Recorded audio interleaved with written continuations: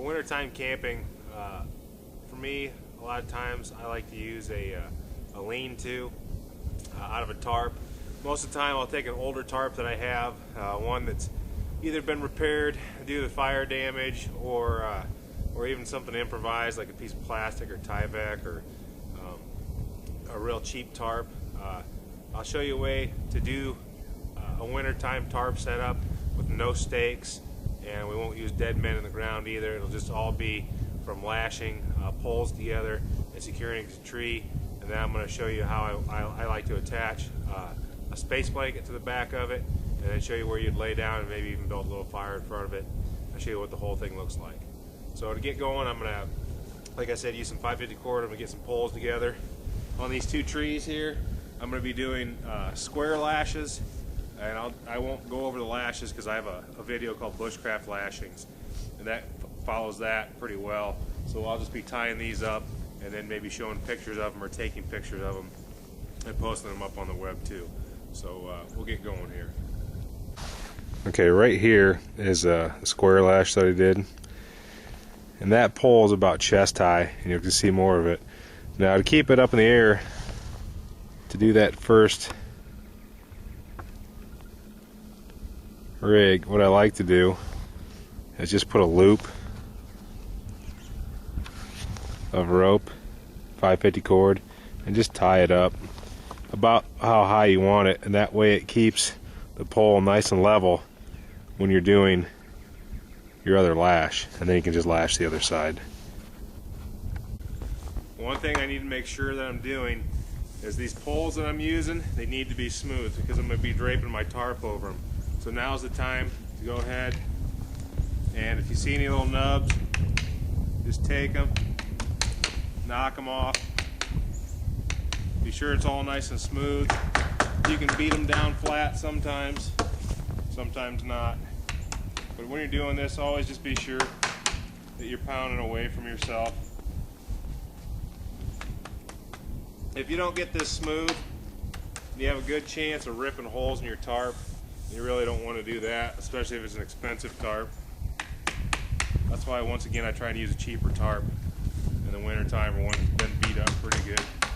So I want to do that. Any poles that I'm doing on this project, that's what I want to do with them. Alright, the next thing I want to do is get my tarp laid out on here.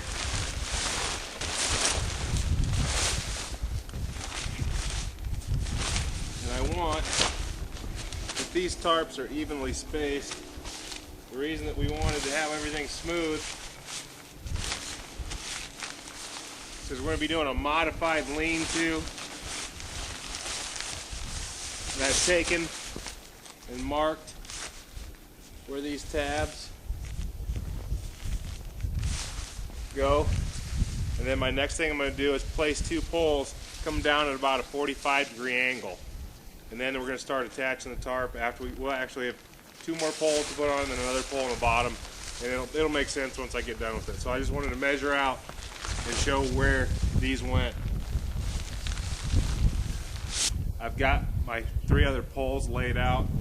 Got my two side poles coming down and a back pole, which the material is going to loop underneath here, loop over the top there, and then come around and tie off to the trees. So there'll be no stakes at all. So I'm going to be doing probably square lashings on both of these. So it'll be 4 square lashings I need to finish up. Now you can use Canadian jams or something like that if you aren't going to reuse your 550 cord if you're in a big hurry. But square lashings seem to work pretty well for me.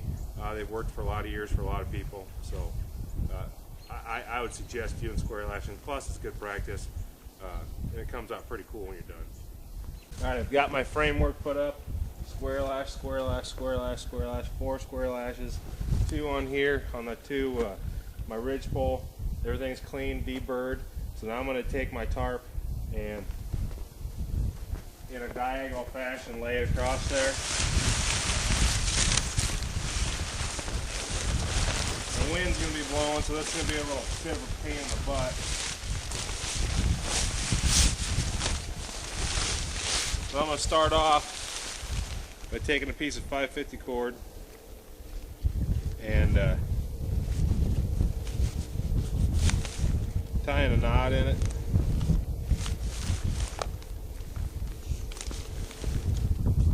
We'll do a girth hitch on this corner tab because I'm going to be tying my two tabs together. Like that.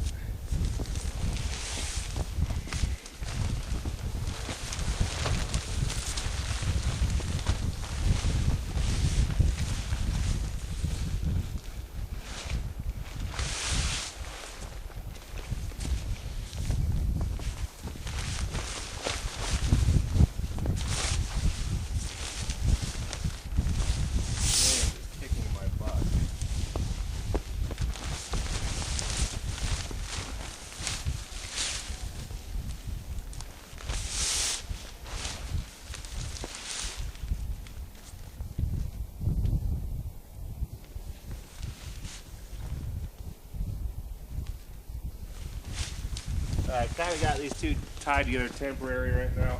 You'll see more what I'm talking about in a minute. I want to spread it out. Spread that one out. This is going to come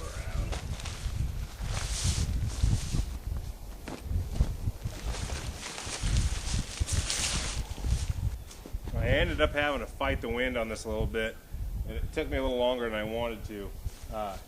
If you can see, I went corner to corner on diagonal, tied the two corners together, went up underneath the pole down there. You can see why it's important that we have these tied off, or I mean cleaned off now. Those two corner tabs I measured to, I tied them off to my two poles here, and I pretty much got, hey, come here. I pretty much got the basic structure done now.